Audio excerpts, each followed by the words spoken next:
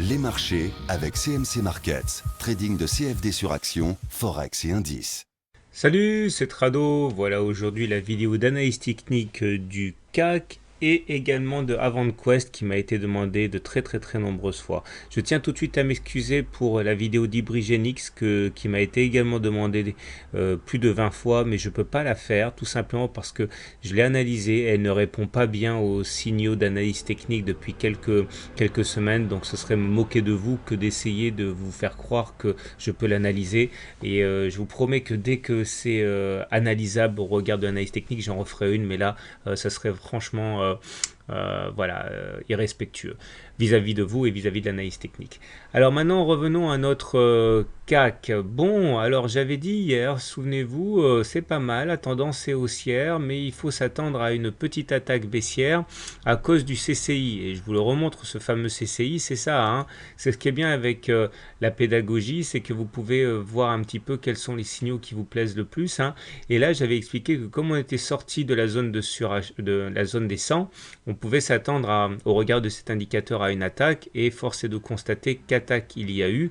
Et aujourd'hui, justement, on est venu visiter toute l'amplitude de ce triangle orange. Là, on est venu d'abord chercher le haut à 4516 et puis finalement on a accepté d'abandonner du terrain, mais pour l'instant eh bien j'ai envie de dire que c'est pas perdu, hein, puisque regardez, nous sommes toujours à l'intérieur de cette figure noire en biseau ascendant. Je vous rappelle quand même, hein, qu'il ne faut pas pavoiser trop vite, puisque je vous rappelle que les biseaux ascendants se cachent généralement par le bas plus souvent que par le haut, mais en tout cas pour l'instant il a été sollicité le bas de ce biseau, mais il n'a pas cassé.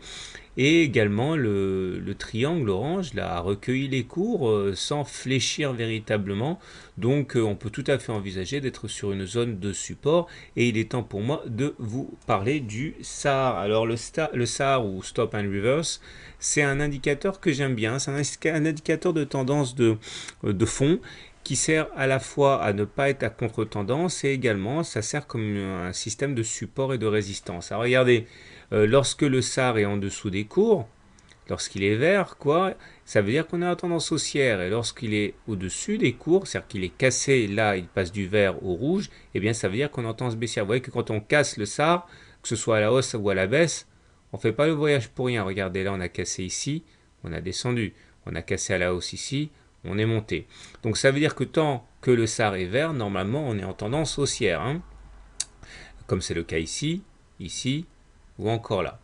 Alors la deuxième façon d'utiliser le SAR, c'est de l'utiliser pour les supports et résistances. Regardez, là il fait mine d'aller casser son SAR, hein, Alcatel, mais finalement il rebondit. Le SAR a tendance à jouer comme un support, là aussi. Et il peut également jouer comme une résistance, là et là. Alors, si j'en parle, c'est parce que, voilà, regardez le SAR, il est vert, ça veut dire qu'on est en tendance haussière, et il a également joué son rôle de support aujourd'hui. Il est vrai aidé par le segment noir, le segment orange, mais ça veut dire, encore une fois, qu'au regard de cet indicateur, si vous l'aimez, eh bien c'est surtout un bon signal d'achat, le fait qu'on soit venu le caresser aujourd'hui. Donc voilà, maintenant, place comme d'habitude à Ishimoku. Et voici notre graphe en Ishimoku, et là on voit par contre que les choses sont un petit peu plus délicates. Le Tenkan là, qui a fait support à plusieurs reprises, a été cassé, et dans ce genre de situation, eh bien, un retour sur le Kijun peut s'avérer être tout à fait plausible. Néanmoins, il est important, regardez, avant toute chose, regardez, là on a cassé Tenkan, on allait chercher Kijun, on a cassé Tenkan, on allait chercher Kijun, etc.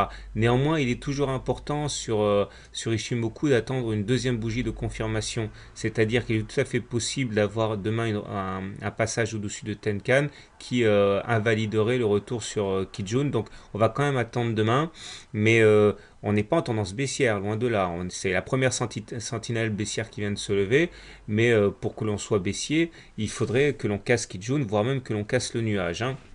On en est franchement très très loin. Puis en plus, Chinku là, il est en train. Alors je vous rappelle, hein, ça nous a fait du mal. J'aurais peut-être dû accorder plus d'importance. J'avais expliqué déjà depuis une semaine hein, que on est dans une situation où on était capé. Hein, Chinku était capé par cette oblique et je pense que j'aurais dû y accorder plus d'importance. En tout cas, il est encore capé aujourd'hui. Mais là, Chinku a tendance à venir se frotter au prix. C'est-à-dire que ça joue un support. Ça, on risque d'avoir du mal à passer, à casser les prix, ce qui me fait penser qu'un retour au-dessus de la Tenkan demain n'est absolument pas à exclure, surtout si on rapproche de tout ce qu'on a dit précédemment. Donc voilà, clairement, on peut s'attendre à un retour sur la Kijun, mais il faut toujours attendre une deuxième bougie de confirmation. Donc pour moi, j'y accorderai pas trop d'importance pour l'instant, surtout au regard de tout ce qu'on a dit précédemment. Voilà, maintenant, place à l'action du jour. On attaque maintenant avec AvantQuest qui m'a été demandé de très nombreuses fois. Alors voilà où nous en sommes sur AvantQuest. Il faut savoir que c'est une histoire de canaux finalement, hein, puisque regardez, depuis début 2014, nous étions en train d'évoluer à l'intérieur de ce canal noir hein, qui a permis à plusieurs reprises de canaliser l'évolution des cours avec des amplitudes bien amples, un plus bas, un plus haut, un plus bas, un rebond ici, etc. Et à partir de ce moment-là, une fois qu'on l'a eu cassé ici, eh bien, il faut savoir que la théorie dit que l'on doit prendre la hauteur du canal, hein, comme ça, qui va être reportée en dessous du point de cassure et qui du coup va donner un objectif. Alors voilà ce qui s'est passé. On voit que nous sommes allés chercher un objectif à peu près équivalent à celui-là. L'objectif a été rallié très précisément le 14 février 2014 et à partir de ce moment, eh bien, on s'est retrouvé dans un nouveau canal, regardez, en bleu. Et de la même manière que le noir a été bien suivi, le bleu également permet de baliser les évolutions d'AvantQuest et ce canal bleu a été cassé ici, le 8 mai. Et si on suit la même règle, eh bien, on se rend compte que l'objectif serait d'aller percuter une oblique hein, qui correspondrait plus ou moins au report de la hauteur de ce nouveau canal au-dessus du point de cassure, c'est-à-dire ici. Ça voudrait dire à terme aller percuter cette oblique là. D'ailleurs, ce à quoi nous avons assisté aujourd'hui n'est ni plus ni moins qu'un ce qu'on appelle un pullback, hein, en l'occurrence ici un throwback, sur la base de ce canal qui a été d'ailleurs préservé. Et tant qu'on ne réintègre pas la figure, il n'y a aucune raison de penser que le ralliement de cette oblique bleue là n'est pas d'actualité. Entre-temps, eh bien, nous sommes en train de dessiner une figure ici, comme vous pouvez le voir, orange, qui s'apparente à un biseau légèrement ascendant et dans lequel nous effectuons des rotations. Au plus haut, donc si on rebondit comme on a commencé à le faire aujourd'hui sur les 1,36, on pourrait envisager d'aller chercher les 1,46.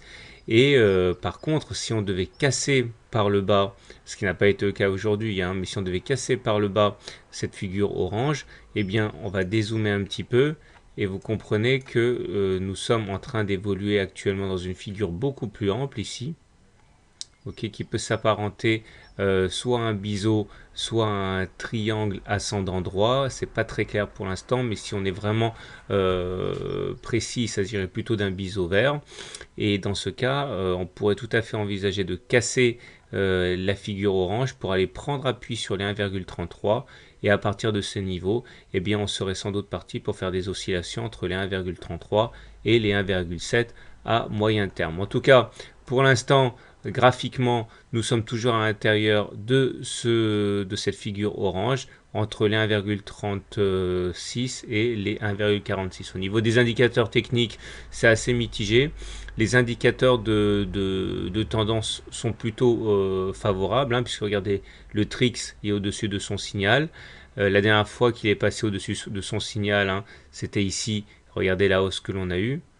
Et comme vous pouvez le voir, nous sommes toujours au-dessus du signal. Donc là, on est relativement vulnérable aux attaques haussières, j'ai envie de dire. Par contre, le MACD est plutôt orienté de manière neutre, hein, puisqu'il est au-dessus de son signal, mais toujours en territoire négatif. Donc, pas grand-chose à en tirer. Et le stochastique non plus. Je terminerai avec un autre indicateur de tendance qui est le SAR.